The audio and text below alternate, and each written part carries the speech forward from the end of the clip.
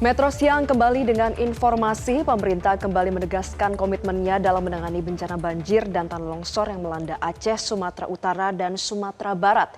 Skala bencana yang terjadi membuat operasi evakuasi, pencarian hingga pemulihan dilakukan secara simultan dan terkoordinasi lintas lembaga. Setiap kementerian, aparat TNI Polri hingga pemerintah daerah bekerja dalam satu sistem komando untuk memastikan penanganan berlangsung cepat, tepat, dan pastinya berfokus pada keselamatan warga. Selengkapnya akan kita bahas dalam slide selanjutnya pemirsa.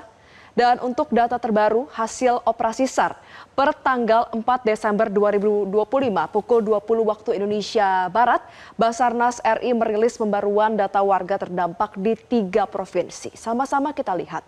Yang pertama pemirsa di Provinsi Aceh, total korban terdampak dari bencana banjir dan tanah longsor terdapat 3.277 jiwa. Dengan rincian sebanyak 2.972 jiwa adalah korban yang selamat. Kemudian 305 jiwa ini meninggal dunia dan 254 jiwa masih dalam proses pencarian. Kondisi terberat terjadi di pemukiman yang tertimbun material longsor dan juga di sepanjang aliran sungai yang meluap. Kita bergeser ke Sumatera Utara. Pemirsa, di Provinsi Sumatera Utara, total korban yang terdampak dari banjir dan tanah longsor ini mencapai 4.610 jiwa. Rinciannya sebanyak 4.366 jiwa merupakan korban selamat, sebanyak 244 jiwa ini meninggal dunia dan 211 jiwa masih dalam proses pencarian. Medan yang berbukit dan juga akses yang terputus menjadi tantangan utama bagi tim SAR. Kita bergeser ke Sumatera Barat, pemirsa. Di Sumatera Barat ini total yang terdampak ada sebanyak 29.659 jiwa. Dengan rincian ada sebanyak 29.424 jiwa yang selamat, sementara ada sebanyak 235 jiwa yang meninggal dunia, sedangkan 217 jiwa hingga saat ini masih dalam proses pencarian. Wilayah terdampak luas dengan banjir serta material vulkanik ini menyulitkan proses evakuasi. Dan kita sama-sama beralih ke slide selanjutnya pemirsa. Kita akan sama-sama melihat bagaimana update pencarian dari korban yang hilang. Upaya pencarian korban yang hilang masih terus dilakukan secara maraton oleh tim SAR gabungan. Medan yang terjadi di lapangan dari sungai yang berarus deras hingga longsoran tebal membuat proses pencarian harus dilakukan dengan prinsip kehati-hatian yang sangat tinggi. Rinciannya adalah di Provinsi Aceh ini ada sebanyak 255 jiwa yang hilang di lokasi pencarian yang tersebar di Pidi, kemudian di Aceh Utara, Aceh Timur, dan juga Aceh Tamiang. Banyak korban diduga terseret arus sungai maupun tertimbun material longsor. Jadi tim SAR ini melakukan penyisiran dari hulu ke hilir, termasuk memetakan titik-titik potensial di sepanjang sungai serta area rawan longsor.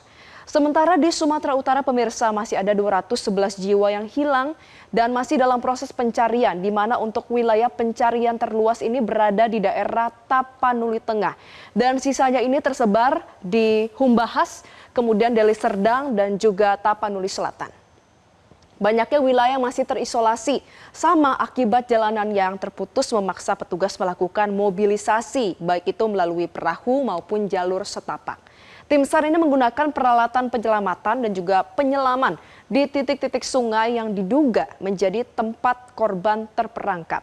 Terakhir pemirsa, di Sumatera Barat hingga saat ini masih ada 217 jiwa yang hilang dalam proses pencarian, di mana pencarian ini terluas berada di Kabupaten Agam. Ada sebanyak 188 jiwa yang masih hilang, ini yang terbanyak. Tim juga menyebar ke pesisir selatan, yaitu ke Padang Pariaman, kemudian Pasaman Barat, Tanah Datar, Solok Selatan, dan juga Padang Panjang. Banyaknya larikan air bah dan longsoran di wilayah perbukitan menyebabkan sebaran korban ini sangat luas dan menjadi tidak terprediksi. Metode pencarian ini meliputi penyisiran sungai, penggalian dan pemeriksaan di area longsor, serta penyelaman di titik-titik curam atau yang memiliki kedalaman cukup ekstrim. Seluruh proses ini dilakukan secara non-stop demi bisa memaksimalkan peluang menemukan korban. Kita beralih ke slide selanjutnya pemirsa, kita akan mengurai secara lebih rinci mengenai dengan proses pembersihan dan perbaikan jalan yang saat ini tengah berlangsung di 3 provinsi terdampak banjir dan juga tanah longsor. Untuk Fokus pada pemulihan setelah operasi penyelamatan intensif, sekarang pemerintah memprioritaskan pada proses pembersihan dan pemulihan di wilayah terdampak. Berikut adalah langkah konkret yang dilakukan oleh pemerintah. Untuk pembersihan, setidaknya ada 4 langkah yang dilakukan. Yang pertama adalah pengerahan alat berat. Ini dilakukan untuk bisa meratakan puing longsor, material banjir, dan juga lumpur. Kemudian yang kedua adalah normalisasi sungai dan juga drainase. Ini dilakukan untuk bisa mengatasi tumpukan sedimen dan juga mencegah banjir susulan. Selanjutnya adalah dilakukan pembersihan di area pemukiman warga dan juga pembersihan fasilitas umum jalan serta jembatan. Lalu fasilitas publik juga pastinya dilakukan pembersihan. Ini hal yang penting ya, meskipun kita ketahui bersama faktanya mayoritas fasilitas publik, fasilitas umum, jalan, jembatan ini seluruhnya hancur rata dengan tanah, namun puing-puing yang tersisa ini masih terus dilakukan pembersihan agar memang setelah proses evakuasi korban ini bisa rampung dilakukan, bisa segera dilanjutkan dengan tahapan rekonstruksi dan juga rehabilitasi. Kita bergeser pemirsa, karena selain proses pembersihan, pemerintah juga tentunya melakukan proses perbaikan. Ada sekitar 4 proses perbaikan yang dilakukan oleh pemerintah. Yang pertama dan terutama tentunya adalah rekonstruksi jalan dan juga jembatan yang putus. Ini dilakukan agar akses ke wilayah terdampak dapat dibuka kembali. Karena bagaimana mungkin proses evakuasi ini bisa segera rampung kalau tadi kita kilas balik melihat masih banyaknya korban yang hilang. Tentu ini menjadi prioritas untuk dilakukan perbaikan jalan dan juga jembatan yang putus. Kemudian perbaikan yang juga dilakukan pemerintah adalah pemulihan layanan dasar. Layanan dasar ini seperti apa? Air bersih, listrik, komunikasi, penyediaan hunian sementara ini juga seluruhnya penting dilakukan ya kalau kita beralih ke tahapan ketiga yang merupakan salah satu dari 5 proses perbaikan yang pemerintah lakukan saat ini. Untuk hunian sementara atau huntara ini tentunya dilakukan bagi warga yang rumahnya hancur. Ini juga sudah dikonfirmasi oleh Menteri Sosial Saifullah Yusuf, di mana huntara ini dihadirkan sebagai salah satu opsi solusi bagi warga yang terdampak bencana banjir dan juga tanah longsor secara khusus yang rumahnya hancur dengan tanah. Kemudian untuk proses perbaikan yang terakhir adalah perbaikan intake PDAM dan juga irigasi di kawasan pertanian yang rusak. Ini sejalan seluruhnya dengan instruksi pemerintah pusat di mana tim teknis dan logistik telah dikerahkan secara masif. Kemudian ada alat berat, ada juga tim konstruksi, serta penyedia logistik mulus bergerak sejak awal Desember lalu. Warga korban bencana di kabupaten terdampak pun mulai menerima bantuan darurat hingga logistik rekonstruksi. Kita beralih pemirsa ke slide selanjutnya, karena kalau kita mengikuti berita dari hari ke hari, tentu kita mengetahui bahwa bencana banjir dan tanah longsor ini yang begitu masif, begitu besar dampaknya, pastinya mengundang atensi dari pemerintah. Di mana pemerintah pusat ini tidak hanya memonitor dari Jakarta, melainkan sejumlah pejabat tinggi turun langsung ke lapangan. Setidaknya pada tanggal 4 Desember 2025, ada yang terbaru, Wakil Presiden Gibran Rakabuming Raka yang meninjau langsung wilayah terdampak di Kabupaten Agam.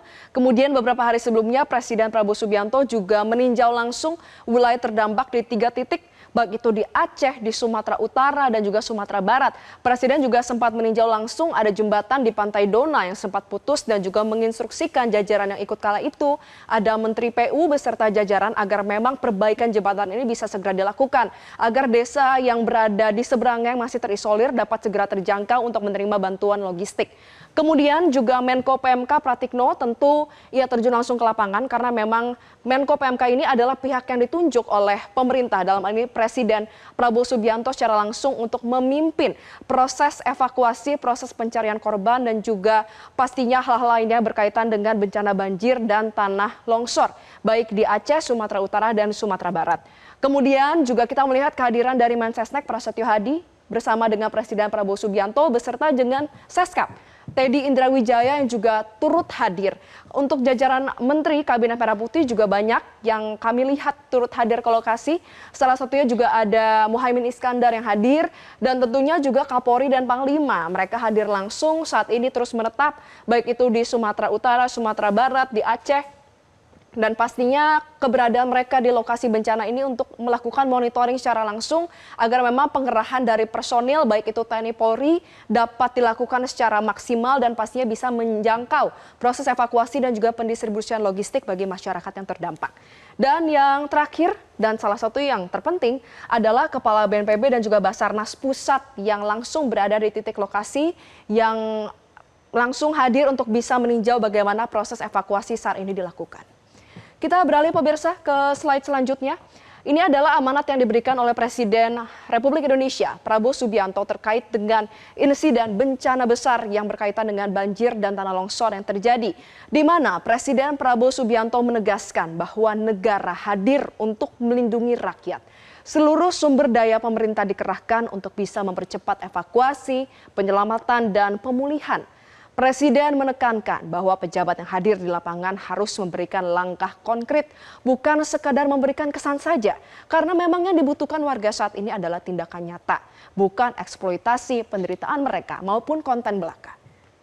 Dan pemirsa, kehadiran pemerintah di lokasi bencana bukan sekedar kunjungan, melainkan harus dibuktikan dengan kerja nyata yang bisa mempercepat evakuasi dan pemulihan. Di tengah situasi darurat seperti ini, yang dibutuhkan masyarakat adalah aksi cepat, koordinasi yang solid, dan langkah konkret yang benar-benar bisa menyelamatkan nyawa mereka.